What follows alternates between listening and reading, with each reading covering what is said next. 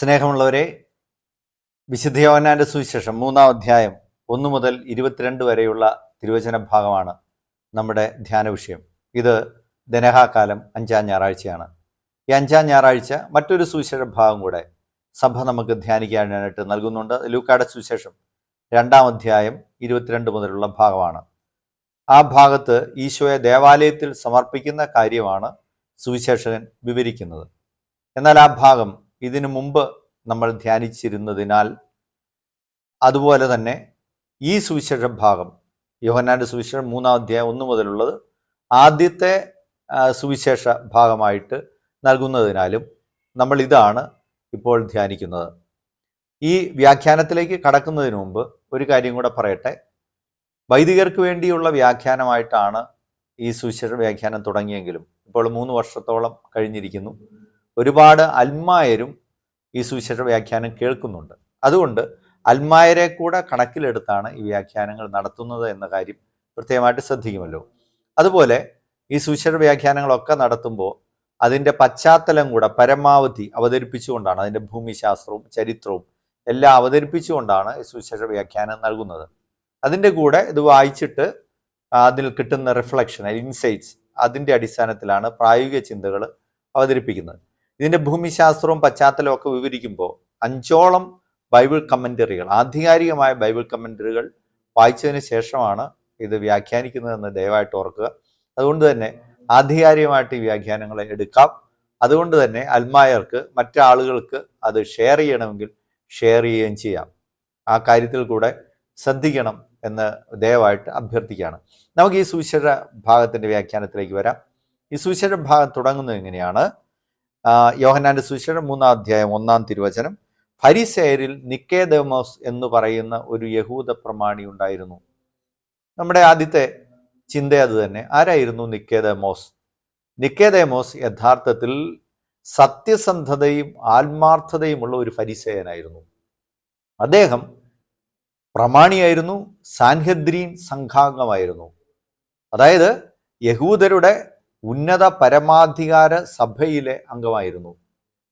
അതുപോലെ അദ്ദേഹം ഒരു ഗുരുവായിരുന്നു, നിയമപണ്ഡിതനായിരുന്നു, ഒരുപക്ഷെ ഒരു റബ്ബിയുമായിരുന്നിരിക്കാം.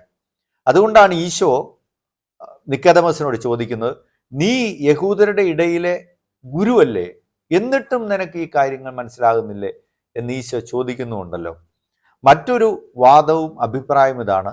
യോഹന്നാനിൽ നിന്ന് സ്നാനം സ്വീകരിച്ചിരുന്ന ആളാണ് നിക്കോദേമോസ് എന്ന് പറയുന്ന ഒരു വാദമുണ്ട്. അതായത് ജലത്താൽ സ്നാനം സ്വീകരിച്ചിരുന്ന ആൾ. നിക്കോദേമോസ് എന്ന് പറയുന്ന പദം ഗ്രീക്ക് പദമാണ്. ആ പേര് ഗ്രീക്ക് പേരാണ്. അതിൻ്റെ അർത്ഥം പീപ്പിൾസ് വിക്ടറി എന്നാണ്, ജനങ്ങളുടെ വിജയം എന്നാണ്. യഥാർത്ഥത്തിൽ നിക്കോദേമോസ് ഈശോയുടെ അടുത്ത് വരുമ്പോൾ ജനങ്ങൾ ഈശോയിൽ വിശ്വസിച്ചിരുന്നല്ലോ.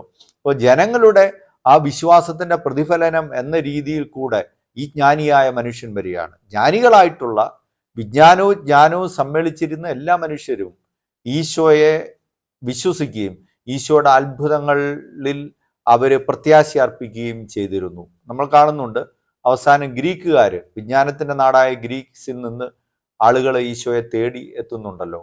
അതുപോലെ ജ്ഞാനികൾ ഈശോയെ ജനനത്തിൽ തേടിയെത്തുന്നു. അപ്പോൾ ആ തരത്തിൽ വിജ്ഞാനവും ജ്ഞാനവും ഒരുമിച്ച് ചേർന്ന ദൈവബോധമുള്ള ഒരുപാട് ഉൾക്കാഴ്ചകളുള്ള മനുഷ്യനായിരുന്നു നിക്കോദേമോസ്. അതുകൊണ്ടാണ് അദ്ദേഹം വന്നതിന് ശേഷം ഈശോയോട് പറയുന്നത്, നീ ദൈവത്തിൽ നിന്നുള്ള ഒരു ഗുരുവാണ്. റബ്ബി എന്ന സംബോധനയോടെയാണ് തുടങ്ങുന്നത്. ദൈവത്തിൽ നിന്നുള്ള ഒരു ഗുരുവാണെന്ന് ഞാൻ മനസ്സിലാക്കുന്നു. ദൈവം കൂടെ ഇല്ലെങ്കിൽ ഒരുവനും നീ ചെയ്യുന്ന അടയാളങ്ങൾ പ്രവർത്തിക്കുക സാധ്യമല്ല. നോക്കൂ, അദ്ദേഹത്തിൻ്റെ സത്യസന്ധതയുടെ ആത്മാർത്ഥതയുടെ പ്രതിഫലനം കൂടിയാണ്. കാരണം അദ്ദേഹത്തിൻ്റെ കൂടെയുള്ളവർ, പ്രമാണികളായിട്ടുള്ളവർ, ഈശോയുടെ അത്ഭുതങ്ങളെല്ലാം കണ്ടിട്ട്, വചനങ്ങൾ കണ്ടിട്ട് അത് വിശ്വസിക്കാതെ അതിൽ അമാനുഷികമായ കാര്യങ്ങളുണ്ട് എന്ന് അവർക്ക് തന്നെ ബോധ്യമുണ്ടായിട്ട് കൂടി ജനങ്ങളുടെ മുമ്പാകെ ആക്ഷേപിക്കാൻ വേണ്ടി ഈശോയെ തള്ളിപ്പറയാണ്. പിശാചുക്കളുടെ തലവനെ കൊണ്ട് ഇവൻ പിശാചുക്കളെ പുറത്താക്കുന്നു എന്നുവരെ സത്യവിരുദ്ധമായ ആരോപണങ്ങൾ പറയുന്നിടത്താണ് ഈ മനുഷ്യൻ സത്യസന്ധമായി ഒരു കാര്യത്തിൽ ബോധ്യമുണ്ടായപ്പോൾ ആ കാര്യത്തെ നേരിട്ട് പറയാൻ ധൈര്യപ്പെടുന്നത്. പ്രിയപ്പെട്ടവരെ, അതുകൊണ്ട് നിക്കോദേമോസിൽ നിന്ന് ആദ്യമായിട്ട് നമ്മൾ സ്വീകരിക്കേണ്ട പ്രായോഗിക പാഠം അത് തന്നെയാണ്. സത്യസന്ധമായ കാര്യങ്ങളെ സത്യസന്ധമായി വിലയിരുത്താൻ നമുക്ക് കഴിയുന്നുണ്ടോ? സത്യസന്ധമായി കാര്യങ്ങളെ നമ്മൾ അവതരിപ്പിക്കുന്നുണ്ടോ? അല്ലെങ്കിൽ സത്യവിരുദ്ധമായിട്ട് അവതരിപ്പിക്കുന്നവരുടെ കൂടെ എൻ്റെ സ്വാർത്ഥതയ്ക്ക് ഭംഗം വരാതിരിക്കാൻ വേണ്ടി ഞാൻ കൂടുന്നുണ്ടോ? ഞാൻ കഴിഞ്ഞ ദിവസം ഒരു ഓൺലൈനിൽ ഒരു വീഡിയോ കണ്ടതാണ്. അതിൻ്റെ അകത്തൊരു സമുദായത്തിലെ പ്രധാനപ്പെട്ട ഒരു നേതാവിനെ അവതരിപ്പിച്ചുകൊണ്ട് ഒരു ഓൺലൈൻ മീഡിയക്കാരൻ പറയുന്നു, ആധുനിക കേരളത്തിൻ്റെ ശില്പി അദ്ദേഹമാണെന്ന് പറയുകയാണ്. അപ്പോൾ അതിൻ്റെ താഴെ ഒരാൾ കമൻ്റ് ഇട്ടിരിക്കുന്നു, അങ്ങനെ പറയാനാവുമോ? അതെന്തൊരു സത്യവിരുദ്ധമായ കാര്യമാണ്. ചരിത്രത്തെ സത്യസന്ധമായി നമ്മൾ കാണണ്ടേ? ആധുനിക കേരളത്തിൻ്റെ ശില്പികൾ യഥാർത്ഥത്തിൽ ഇവിടെ വന്ന ക്രൈസ്തവ മിഷണറിമാരല്ലേ? അവരല്ലേ ഉച്ചനീചത്വങ്ങളൊക്കെ മാറ്റാൻ തുടങ്ങിയത്? അത് കണ്ടിട്ടല്ലേ മറ്റുള്ളവർ ആ രീതിയിൽ പോയത്? അപ്പോൾ ആ സമയത്ത് ബ്രിട്ടീഷ് ഭരണവും ഇല്ലായിരുന്നു. അതുകൊണ്ടല്ലേ ഉച്ചനീചത്വങ്ങൾക്കെതിരെ പ്രവർത്തിച്ചവർക്കെതിരെ മറ്റുള്ളവർക്ക് ജന്മിമാർക്ക് ഒരു കാര്യവും ചെയ്യാൻ പറ്റാതെ പോയിരുന്നത്? അപ്പോൾ ഇതൊക്കെ സത്യസന്ധമായിട്ട് പറയണ്ടേ? അപ്പോൾ അതിനോട് ചേർന്നിട്ട് അദ്ദേഹം ഒരു പുസ്തകത്തിൻ്റെ കൂടെ കാര്യം പറയുകയാണ്. ആ പുസ്തകം ഇതാണ്. മോഹൻദാസ് വള്ളിക്കാട്ട് എന്ന് പറയുന്ന ചരിത്ര അധ്യാപകൻ, അദ്ദേഹം ഒരുപാട് പുസ്തകങ്ങൾ എഴുതിയ ആള്. അത് ഭാഷാ ഇൻസ്റ്റിറ്റ്യൂട്ട് അദ്ദേഹത്തിൻ്റെ ഒരു പുസ്തകം പ്രസിദ്ധീകരിച്ചു. ആ പുസ്തകത്തിൻ്റെ പേര് നമ്മളെ അത്ഭുതപ്പെടുത്തുന്നു.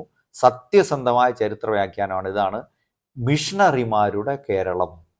അപ്പോൾ അതുകൂടെ അതിനകത്ത് പറയുന്നു. അപ്പോൾ കാര്യങ്ങളെ സത്യസന്ധമായിട്ട് അവതരിപ്പിക്കാനുള്ള നമ്മുടെ ഒരു അടിസ്ഥാനപരമായ സ്വഭാവം, അത് നിക്കോദേമസിൽ നിന്ന് നമ്മൾ പഠിക്കേണ്ടതാണ്.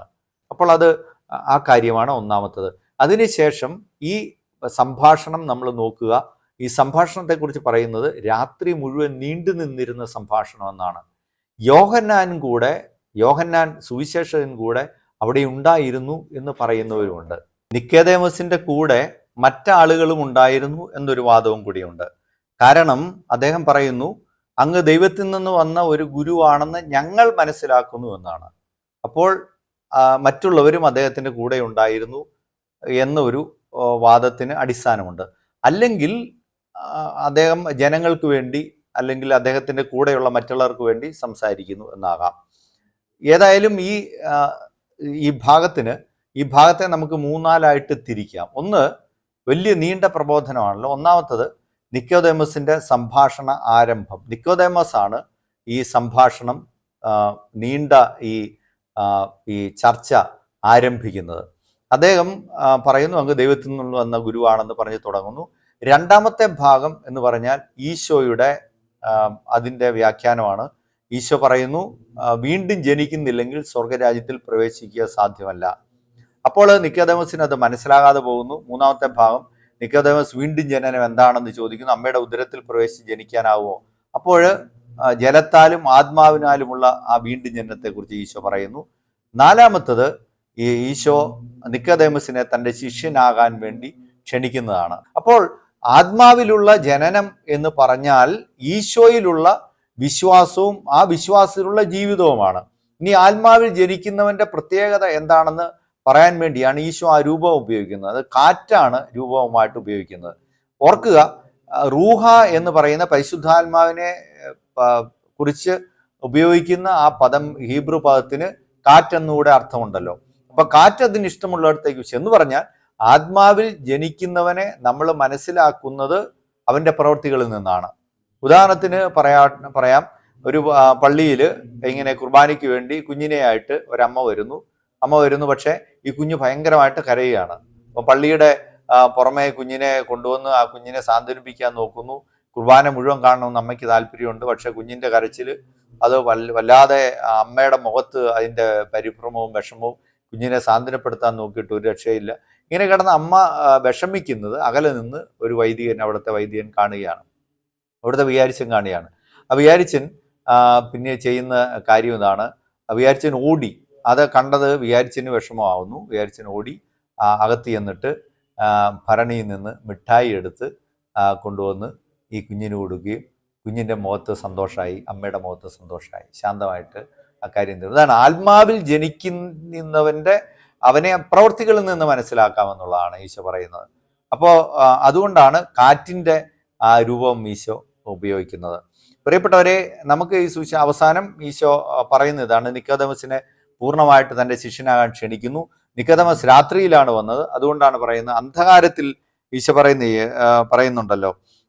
കാരണം പ്രകാശം ലോകത്തിലേക്ക് വന്നെങ്കിലും മനുഷ്യർ പ്രകാശത്തെക്കാൾ അധികം അന്ധകാരത്തെ സ്നേഹിച്ചു, കാരണം അവരുടെ പ്രവൃത്തികൾ തിന്മ നിറഞ്ഞായിരുന്നു.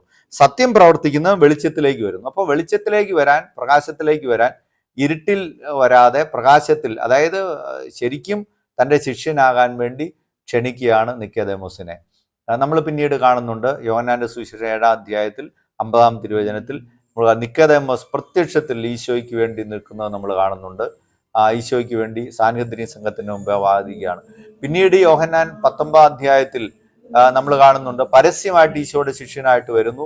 100 റാത്തകളോളം സുഗന്ധക്കൂട്ടുമായി നിക്കോദെമോസും അവിടെ ഉണ്ടായിരുന്നു നമ്മൾ കാണുന്നു. അരിമത്യാക്കാരൻ ജോസഫിന്റെ കൂടത്തിൽ മീറയും ചെന്നിനായകവുമായിട്ട് വരുന്നത് നമ്മൾ കാണുന്നുണ്ട്. അങ്ങനെ ഈശോയുടെ ക്ഷണം അവസാനം നിക്കോദെമോസ് തൻ്റെ ജീവിതത്തിൽ പ്രാവർത്തികമാക്കുകയാണ്. പ്രിയപ്പെട്ടവരെ, നമ്മുടെ മുമ്പിലുള്ള ചോദ്യം ഇതാണ്. നമ്മൾ മുമ്പേ കണ്ട പ്രായോഗിക നിർദ്ദേശത്തിൻ്റെ കൂടെ സത്യസന്ധമായിട്ട് കാര്യങ്ങൾക്ക് വേണ്ടി നിൽക്കാൻ നമുക്ക് കഴിവുണ്ടോ? നമ്മൾ അങ്ങനെ ചെയ്യുന്നുണ്ടോ? 2, പ്രകാശത്തെക്കാൾ അന്ധകാരത്തെ സ്നേഹിക്കുന്നവരാണോ നാം? നിർഭാഗ്യവശാൽ നമ്മുടെ ചുറ്റുമുള്ള ലോകം അങ്ങനെയായി മാറുന്നു. നമ്മൾ കേൾക്കുന്ന വാർത്തകളൊക്കെ എന്ത് വാർത്തകളാണ്! കഴിഞ്ഞ ദിവസം ഒരു ഫേസ്ബുക്കിലെ പോസ്റ്റ് കണ്ടു, 15-ാം നൂറ്റാണ്ടിലേക്ക് കേരളം മുന്നോട്ട് പോവുകയാണ്. 15-ാം നൂറ്റാണ്ടിലേക്ക് കേരളം നീങ്ങുന്നു. കാരണം അനാചാരങ്ങൾ, അന്ധവിശ്വാസങ്ങൾ. ഒരു കുഞ്ഞിനെ നോക്കുക, 2 വയസ്സുള്ള ഒരു കുഞ്ഞിനെ ആഭിചാരക്രിയയുടെ ഭാഗമായിട്ട് സ്വന്തം അമ്മാവൻ ജീവനോടെ കിണറ്റിൽ എറിഞ്ഞ് കളഞ്ഞു എന്നൊക്കെ പറയുന്നത് സഹിക്കാവുന്നതിനപ്പുറമായിട്ട് നമ്മൾ മാറുകയാണ്. നമ്മുടെ കേരളത്തിലെ കാഴ്ചകൾ. ലഹരിക്ക് വേണ്ടി അമ്മയെ കഴുത്തറുത്ത് കൊല്ലുന്നു. 21 വെട്ട് ഈ അമ്മയ്ക്ക് ഏറ്റെന്നാണ് പറയുന്നത്. അതിനുശേഷം ആ ലഹരിക്ക് അടിമയായ മകൻ പറയാണ്, എന്നെ ജനിപ്പിച്ചതുകൊണ്ട് ഞാൻ കൊന്നുകളഞ്ഞു എന്നൊക്കെ പറയാണ്. വേറൊരു സ്ഥലത്ത് നമ്മൾ കാണും, ലഹരി വാങ്ങാനായിട്ട് പണം കൊടുക്കാത്തതിൻ്റെ പേരിൽ പിന്നെ മുത്തച്ഛനെയും അമ്മയെയും കൊല്ലുന്നു. എന്തെല്ലാം തരത്തിലുള്ള വാർത്തകളാണ് നമ്മൾ കാണുന്നത്. ഒരു ദിവസം മുഴുവൻ ഒരു പെൺകുട്ടിയെ പീഡിപ്പിച്ച് കൊല്ലുന്ന, അത്ര തരത്തിൽ അന്ധകാരത്തെ സ്നേഹിക്കുന്നവരായിട്ട് നമ്മൾ ഇറങ്ങുന്ന സിനിമകൾ, ഇതെല്ലാം വയലൻസ്, ഡ്രഗ്സ്, ഇതെല്ലാം ഭയങ്കരമായിട്ട് അന്ധകാരം. നമ്മൾ പറയുന്ന ഈ ഗാന്ധിജി ഭരിച്ച സമയത്ത് ജവഹർലാൽ നെഹ്റു നടത്തിയ പ്രസംഗം പോലെയാണ്, പ്രകാശം നമ്മിൽ നിന്ന് വിട്ടുപോയിരിക്കുന്നു, എങ്കും അന്ധകാരം നിറഞ്ഞിരിക്കുന്നു എന്ന് പറയുന്ന പോലെയാണ്. നമ്മളെങ്ങനെയാണ്, നമ്മൾ വളർന്നു വരുന്ന തലമുറയും ആ തരത്തിൽ അന്ധകാരത്തെ സ്നേഹിക്കുന്നവരായിട്ട് മാറുന്നു. ദൈവവിശ്വാസം നകന്നു പോകുന്നു. സ്വർഗത്തിൽ നിന്ന് രണ്ടാമത്തെ ചോദ്യം ഇതാണ്, അങ്ങ് ദൈവത്തിൽ നിന്ന് വന്ന ഒരു ഗുരുവാണെന്ന് ഞങ്ങൾ മനസ്സിലാക്കും. ദൈവത്തിൽ നിന്ന് വന്നവർ എന്ന നിലയ്ക്ക് നമുക്ക് ജീവിക്കാനായിട്ട് സാധിക്കുന്നുണ്ടോ എന്നുള്ളതാണ് നമ്മുടെ മുമ്പിലുള്ള രണ്ടാമത്തെ പ്രധാനപ്പെട്ട ചോദ്യം. Subscribe now and press the bell icon. Never miss an update.